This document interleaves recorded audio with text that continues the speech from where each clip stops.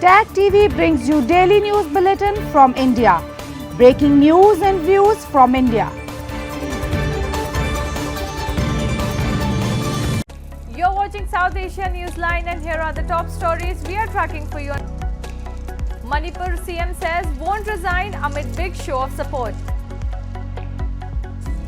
Indian High Court dismisses Twitter's plea against government. And Pakistan clinches crucial $3 billion IMF bailout.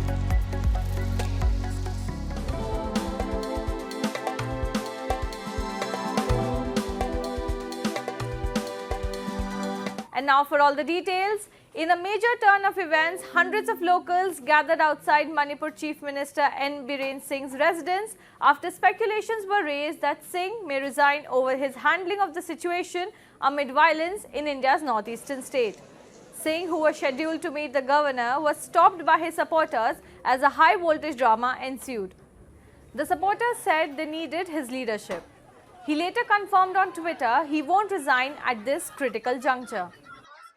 We really don't want him to resign. He must be there in his position. He must be given extra power. Your belief with CM. CM can do anything. It's not that I believe him in person. It's belief that we believe with the position. We cannot survive without a leader in our democratic scenario.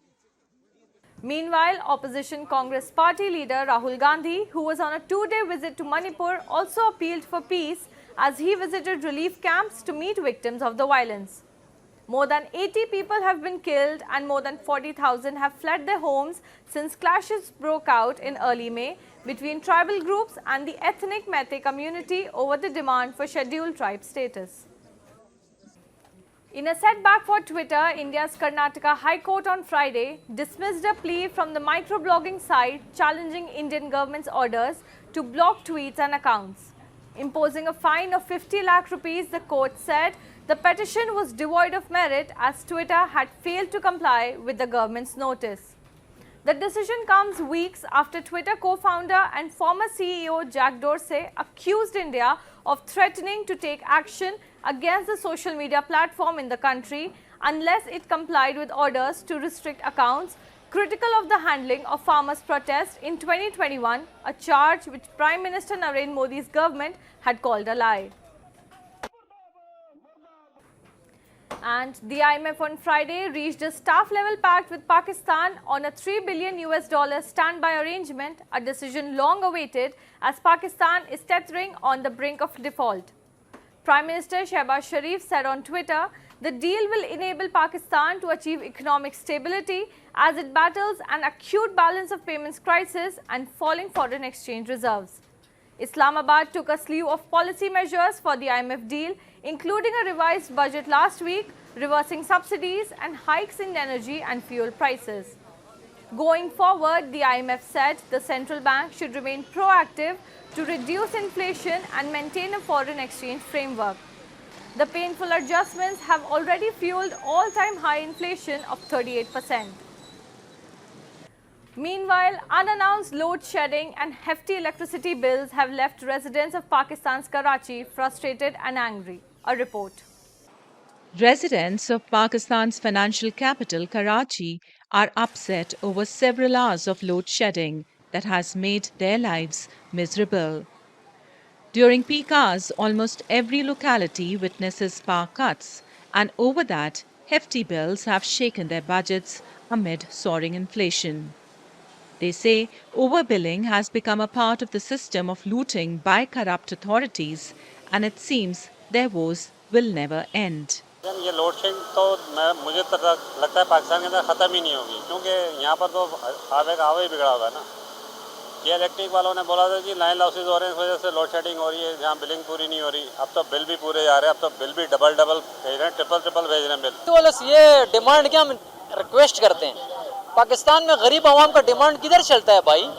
Request करते हैं कि भाई गरीब आवाम पे रहम करो, over billing नहीं करो, अपना टाइम पे बिजली दो, हमको वाफर मिकदार में बिजली दो।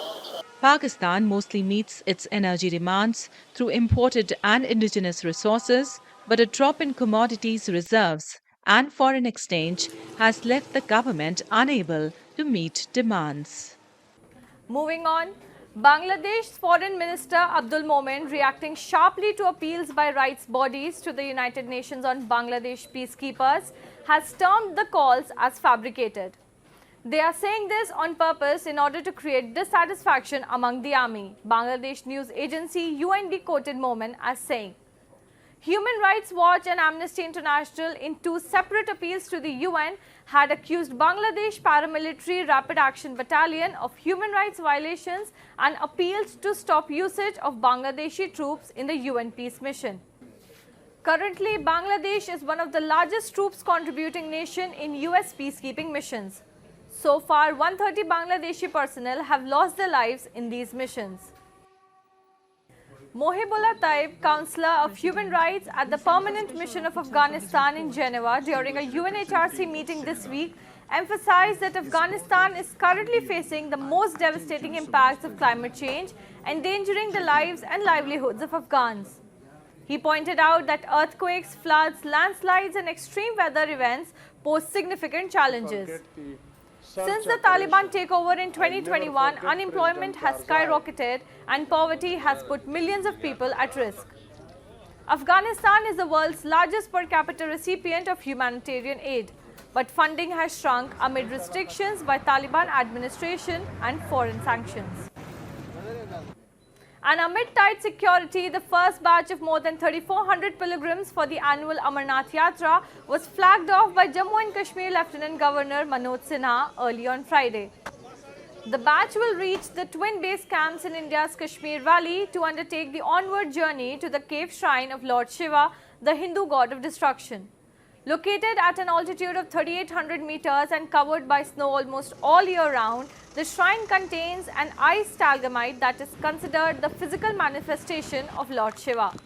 Tourism stakeholders in the region said they were also prepared to welcome the pilgrims. The pilgrimage will be officially thrown open from Saturday and will culminate on 31st of August. यात्रियों के लिए ये संदेश देंगे कि यहाँ के लोग आपका खुले दिल से इंतज़ार कर रहे हैं एंड वेलकम करना चाहते हैं, तो आप आइए एंड आप लोगों को बहुत अच्छा लगेगा, आपके दर्शन भी होंगे एंड हम लोग भी अपनी तरफ से पूरी कोशिश करेंगे कि आपकी यात्रा बहुत सुखद बनाए. That's all in tonight's edition. We will see you same time next week. Have a great weekend. Good night.